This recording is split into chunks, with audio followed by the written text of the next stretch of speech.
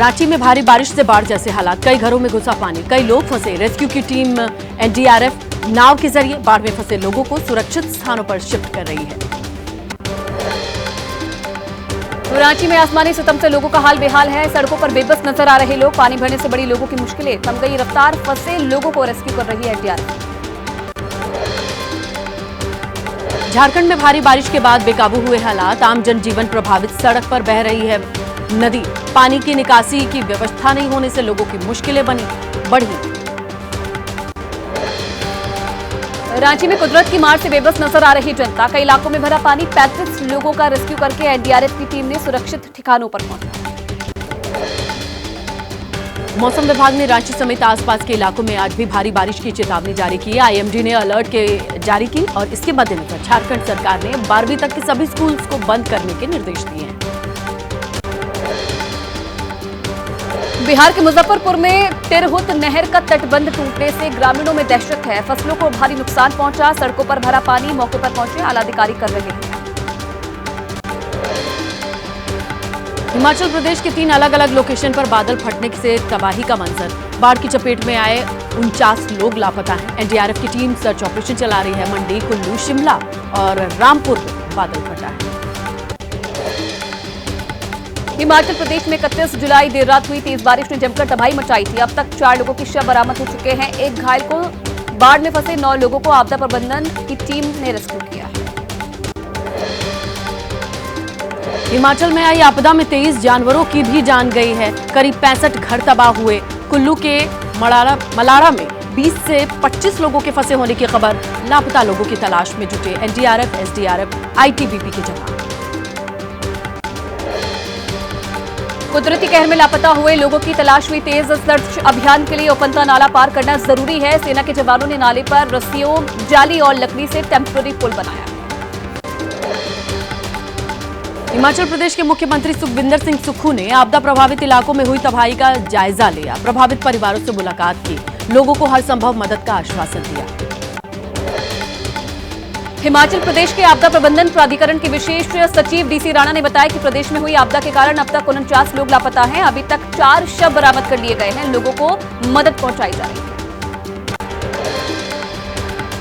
हिमाचल प्रदेश के लाहौल स्पीति में बादल फटने से भारी तबाही की तस्वीरें सामने आई हैं। बाढ़ की चपेट में आई एक महिला और एक गाड़ी बह गई। पिन वैली के सगनम गांव में बादल फटने के बाद की तस्वीरें। हिमाचल प्रदेश के मंडी में लापता लोगों की ड्रोन से की जा रही है तलाश। एनडीआरएफ और पुलिस की एक टीम लापता लोगों की तलाश में जुटी है। एक 3 माह और एक 11 साल की लड़की के अलावा 3 अन्य लोग लापता बताए जा रहे हैं। हिमाचल के कुल्लू में पार्वती घाटी में बादल फटने से बाढ़ आई। मलाड़ा प्रोजेक्ट में फंसे 4 लोगों को रेस्क्यू टीम ने बाहर सुरक्षित निकाला। हिमाचल प्रदेश के पूर्व सीएम जयराम ठाकुर, पीएम मोदी से उन्होंने मुलाकात की है। प्रदेश में आपदा की जानकारी भी पहुंचाई है। पीएम मोदी ने गंभीर स्थिति से निपटने के लिए पूरा सहयोग देने का आश्वासन दिया। केदारनाथ में बादल फटने के बाद पैदल रास्ते टूटे। सोनप्रयाग के पास हाईवे पूरी तरीके से क्षतिग्रस्त, फंसे यात्रियों को रेस्क्यू करने का काम जारी। भारी बारिश से गंगा नदी में आया उफान। तेज बहाव की चपेट में आए करीब 16 श्रद्धालुओं को पुलिस ने रेस्क्यू किया है, सुरक्षित बाहर निकाला। केरल के वायनाड में भूस्खलन की घटना में जान गंवाने वालों की संख्या 300 के पार पहुंची। 96 पुरुष, 83 महिलाएं, 29 बच्चे समेत 210 शव बरामद किए गए हैं। अभी भी रेस्क्यू ऑपरेशन जारी है। राहुल और प्रियंका गांधी ने आपदा क्षेत्रों का दौरा किया, पीड़ितों से मुलाकात की है। राहुल ने कहा कि लोगों को मदद की जरूरत है। कांग्रेस यहां 100 से ज्यादा घरों का निर्माण कराएगी। केरल के मुख्यमंत्री पिनरई विजयन ने कहा, मलबे में दबी जिंदगी की तलाश जारी है। हर धड़कन को खोजने की कोशिश कर रहे हैं। बिना हिम्मत खोए एकता के साथ संकट से उबर सकते हैं। वायनाड आपदा में नौसेना के जवान भी रेस्क्यू ऑपरेशन में जुटे हैं। भूस्खलन से तबाह हुए इलाकों में हेलीकॉप्टर से बचाव उपकरणों के साथ 12 राज्य के पुलिस कर्मियों को आपदा क्षेत्रों में पहुंचाया गया है। आज बिहार, उत्तर प्रदेश, उत्तराखंड, हिमाचल प्रदेश, जम्मू कश्मीर, पंजाब के कुछ हिस्सों में बादल बरसेंगे। हरियाणा, मराठवाड़ा, केरल, लक्षद्वीप में भी हल्की से मध्यम बारिश की संभावना। पश्चिम बंगाल के बीरभूम में भारी बारिश का कहर, चारों ओर बस पानी ही पानी। कंकाली ताला मंदिर में भी पानी घुसा। श्रद्धालुओं को दर्शन करने में भारी परेशानी का करना पड़ रहा है सामना। मध्य प्रदेश के डिंडौरी में खरमेर नदी में उफान आया। चटिया खजरी मार्ग कल से बंद है। पानी में डूबा पुल, मनाही के बावजूद लोग जान जोखिम में डालकर नदी नालों को पार कर रहे हैं।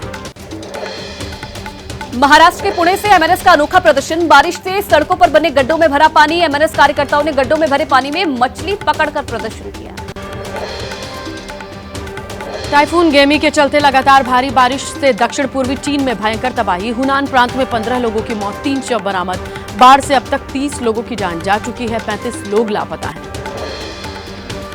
पीएम मोदी आज कृषि अर्थशास्त्रियों के 32वें अंतर्राष्ट्रीय सम्मेलन का उद्घाटन करेंगे। सम्मेलन में 75 देशों के लगभग 1000 प्रतिनिधि भाग ले रहे हैं। जम्मू कश्मीर में विधानसभा चुनाव की सुगबुगाहट तेज। 8 से 10 अगस्त तक मुख्य चुनाव आयुक्त राजीव कुमार अपनी टीम के साथ करेंगे जम्मू कश्मीर का दौरा, तैयारियों का जायजा लेंगे। मिशन मुंबई में जुटी बीजेपी। 36 विधानसभाओं के लिए विशेष रणनीति बनाने का प्लान। उद्धव गुट को बड़ी चुनौती देने के लिए 5 अगस्त को होगा बीजेपी के दिग्गजों का मंथन। पश्चिम बंगाल की सीएम ममता बनर्जी ने वित्त मंत्री निर्मला सीतारमण को चिट्ठी लिखी। जीवन बीमा, स्वास्थ्य बीमा पॉलिसीज पर 18% जीएसटी पर विरोध जताया। पश्चिम बंगाल के सिलीगुड़ी में बीजेपी कार्यकर्ताओं की पुलिस से झड़प हो गई है। टीएमसी नेताओं की संपत्ति की जांच कराने की मांग को लेकर प्रदर्शन किया जा रहा है। बिहार में आरक्षण पर गरमाई सियासत। तेजस्वी ने बीजेपी को बताया आरक्षण विरोधी। बोले आरक्षण की सीमा 65% करने के फैसले को नवी सूची में डालने से केंद्र सरकार ने रोका। तेजस्वी यादव के आरोप पर बीजेपी का पलटवार। सम्राट चौधरी ने कहा कि बीजेपी कल भी आरक्षण के समर्थन में खड़ी थी और आज भी खड़ी है। तेजस्वी यादव ने पेपर लीक पर बिहार की एनडीए सरकार को घेरा। कहा जैसे ही हम लोग सरकार में आए अलग हुए, पेपर लीक होना शुरू हुआ। जब हम लोग थे तो पेपर लीक नहीं हुआ था। दिल्ली के मयूर विहार में मां बेटी के नाले में डूबने से हुई मौत पर गरमाई सियासत। आम आदमी पार्टी ने डीडीए की लापरवाही का आरोप लगाया है। आज एलजी के खिलाफ प्रदर्शन करेंगे। उपराज्यपाल कार्यालय ने आम आदमी पार्टी के नेताओं पर लगाया झूठ बोलने का आरोप। कहा डीडीए के नाले की गाद समय पर निकाली और उसे ढकने का काम भी किया। राजस्थान के जलदाय मंत्री कन्हैयालाल चौधरी का सदन में बड़ा बयान। कहा विभाग में बड़े पैमाने पर भ्रष्टाचार है, कुछ अधिकारियों पर कार्रवाई भी हुई है। मुख्यमंत्री योगी आदित्यनाथ आज से 2 दिन के लिए गोरखपुर दौरे पर हैं। 55 करोड़ की योजनाओं का उद्घाटन शिलान्यास करेंगे। पैरामेडिकल के स्टूडेंट्स को टैबलेट, स्मार्टफोन देंगे। अब अपना दल के विधायक विनय वर्मा ने भी उठाया योगी सरकार पर सवाल। कहा शिकायत के बाद भी अवैध खनन के खिलाफ कार्रवाई नहीं होती है। उन्नाव से बीजेपी विधायक सीएम योगी के पीडब्ल्यूडी विभाग पर भ्रष्टाचार आरोप लगाते नजर आए। प्रमुख सचिव को कहा चिट्ठी लिख के अधिकारियों से लिया जाता है कमीशन। नाबालिग बच्ची से गैंगरेप के मामले में एक्शन में सीएम योगी आदित्यनाथ। थानाध्यक्ष और चौकी इंचार्ज सस्पेंड हो गए हैं। आरोपी नेता मोइन खान पर कड़ी कार्रवाई की तैयारी शुरू। यूपी के डिप्टी सीएम केशव प्रसाद मौर्य का समाजवादी पार्टी पर हमला। कहा समाजवादी पार्टी बेरोजगार है, वो लोग सपने देख रहे हैं मुंगेरी लाल की तरह। यूपी में नजूल बिल को लेकर राजनीति गर्म। विपक्ष ने सरकार को घेरा। बीजेपी के अंदर से भी विरोध के बाद विधान परिषद में बिल लटक गया है। यूपी में नजूल बिल को लेकर के राजनीति गर्म है। नजूल बिल पर चल रहे विवाद पर बोले आप सांसद संजय सिंह। कहा बीजेपी की आंतरिक लड़ाई। उत्तर प्रदेश की सियासत पर बीजेपी प्रदेश अध्यक्ष भूपेंद्र चौधरी बोले यूपी सरकार में सब कुछ ठीक है। नजूल बिल पर जनहित में काम होगा, किसी को उजाड़ा नहीं जाएगा। दिल्ली कोचिंग हादसे की सीबीआई जांच होगी। हाईकोर्ट ने दिल्ली सरकार को बताया प्रशासनिक रूप से अक्षम। दिल्ली पुलिस को कहा आप क्या पुलिस हैं। बीजेपी सांसद मनोज तिवारी ने हाईकोर्ट के फैसले का स्वागत किया। हालांकि उन्होंने कहा कि इसमें ऐसा क्या है जो इतनी जांच की जरूरत है। सीबीआई के पास पहले से बहुत केस है। उद्धव गुट की सांसद प्रियंका चतुर्वेदी बोली मैं उम्मीद करती हूं कि सीबीआई जल्द से जल्द जांच करेगी, क्योंकि बहुत सी ऐसी सीबीआई जांच होती है जिसकी कोई रिपोर्ट ही नहीं आती। घटना में मारे गए छात्र नेविन के मामा बोले खुश हूं कि जांच अब सीबीआई करेगी, न्याय मिलेगा। दिल्ली प्रशासन पर लापरवाही का आरोप लगाया। बीजेपी नेता जया प्रदा ने ओल्ड राजेंद्र नगर वाली घटना पर एलजी से मुलाकात की। आरोपियों पर कड़ी कार्रवाई का भरोसा मिला।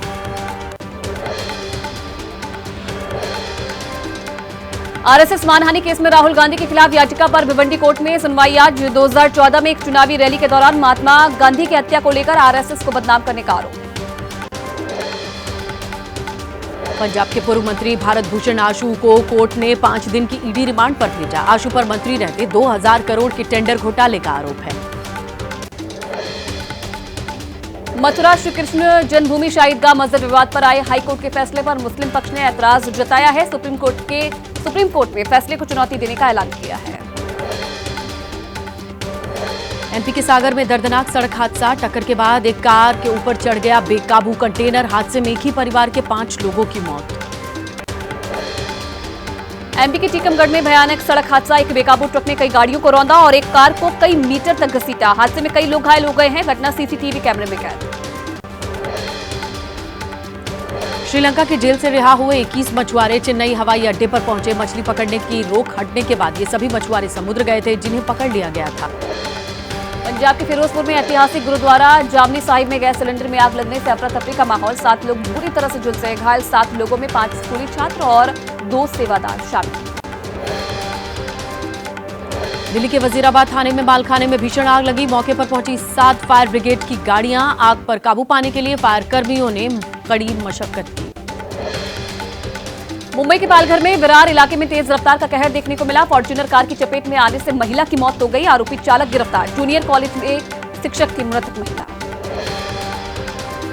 छत्तीसगढ़ के बलौदा बाजार में 20 गायों की दर्दनाक मौत। एक ही कमरे में ठूंस कर 30 गायों को रखा गया था। चारा पानी की व्यवस्था नहीं थी। बलौदा बाजार के मर्दा गांव का मामला।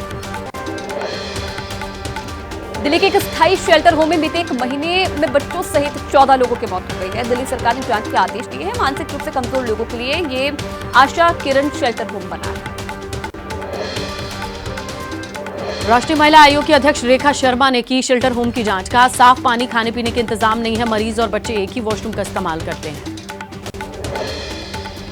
शेल्टर होम के डॉक्टर अशोक कुमार ने कहा कि शेल्टर होम में करीब 1000 बच्चे, जिसमें से 70 बच्चे बीमार हैं। नहीं दी जाती है खाने पीने की पौष्टिक चीजें। एनसीडब्ल्यू की शुरुआती जांच के मुताबिक दिल्ली सरकार के शेल्टर होम में मिली हैं कई प्रशासनिक खामियां। दिल्ली के उपराज्यपाल को सौंपी जाएगी पूरी जांच रिपोर्ट। आप सांसद स्वाति मालीवाल ने दिल्ली सरकार को घेरा। मामले में तुरंत केस दर्ज करने की मांग की। कहा संसद में उठाऊंगी बात। दिल्ली सरकार की मंत्री आतिशी ने कहा कि मृतकों में कुछ को गंभीर बीमारियां थीं। 48 घंटे में जांच रिपोर्ट आएगी। लापरवाही मिलने पर दोषियों को बख्शा नहीं जाएगा। आतिशी के मुताबिक शेल्टर होम में रहते हैं 980 लोग। देखभाल के लिए 450 लोग तैनात हैं। मौत की भी चिकित्सीय जांच होनी चाहिए। उपराज्यपाल ने दिल्ली सरकार के सभी आश्रय गृहों की जांच के आदेश दिए। समाज कल्याण विभाग से शेल्टर होम में संचालन पर 3 हफ्ते के भीतर श्वेत पत्र मांगा है। बिहार में खुद को सेना का जवान बताने वाला व्यक्ति विस्फोटक के साथ गिरफ्तार। बड़ी मात्रा में विस्फोटक बरामद। बेगूसराय पुलिस मामले की जांच में जुटी। यूपी के मुरादाबाद में बीजेपी नेता के जनाजे की नमाज पढ़ने से इनकार करने का मामला है। मस्जिद के इमाम सहित 4 लोगों पर केस दर्ज। मृतक के परिवार के मुताबिक एक रिश्तेदार ने पढ़ाई जनाजे की नमाज। यूपी के बागपत में कांवड़ आगे निकालने को लेकर विवाद हो गया। हरियाणा के कांवड़िये की मौत, कई घायल। यूपी के कांवड़ियों पर हमले का आरोप लगा है। यूपी पुलिस ने साधी चुप्पी। इंदौर आईआईटी को बम से उड़ाने की धमकी देने का मामला। पुलिस ने आरोपी को गिरफ्तार किया। नौकरी नहीं मिलने से परेशान था आरोपी। 20 जुलाई को दी थी धमकी। मुंबई में 58 साल के शख्स ने पत्नी की हत्या के बाद इमारत से कूदकर दी जान। वारदात से पहले रिश्तेदार को प्रॉपर्टी और कई चीजों की डिटेल्स भेजी। पुलिस का मामले पर कुछ भी कहने से इनकार। मुंबई कांग्रेस के नेता विधायक जीशान सिद्दीकी पर सरकारी कर्मचारियों के काम में बाधा डालने का आरोप है। पुलिस ने एसआरए अधिकारियों की शिकायत पर केस दर्ज किया। भारत की तरफ से कप्तान हरमनप्रीत सिंह ने 2 गोल किए। वहीं अभिषेक ने ऑस्ट्रेलिया के खिलाफ 1 गोल मारा। गोल करने के साथ साथ भारत का डिफेंस भी शानदार रहा। ओलंपिक के बैडमिंटन सिंगल में भारत के लक्ष्य सेन सेमीफाइनल में पहुंच चुके हैं। जगह बना ली है। क्वार्टर फाइनल में लक्ष्य ने चीन ताइपे के चाउ टिएन चेन को हराया है। लक्ष्य ने 19-21, 21-15, 21-12 से जीत दर्ज की है। लक्ष्य सेन ओलंपिक इतिहास में भारत के पहले मेंस बैडमिंटन खिलाड़ी बन गए हैं जो सेमीफाइनल तक पहुंचे हैं। लक्ष्य का सेमीफाइनल मुकाबला संडे यानी कि कल होगा। अगर वो जीतते हैं तो भारत का एक और मेडल पक्का हो जाएगा। भारत की अंकिता भगत और धीरज बोब्बा देवरा तीरंदाजी में ब्रॉन्ज मेडल के लिए हार गए हैं। अंकिता और धीरज की जोड़ी को यूएसए की जोड़ी ने मात दी। बॉक्सिंग के क्वार्टर फाइनल में आज निशांत देव रिंग में उतरेंगे। 71 किलोग्राम भार वर्ग में निशांत की बाउट आज रात 12 बजे के बाद होगी। अगर वो जीतते हैं तो भारत का एक और मेडल पक्का हो जाएगा।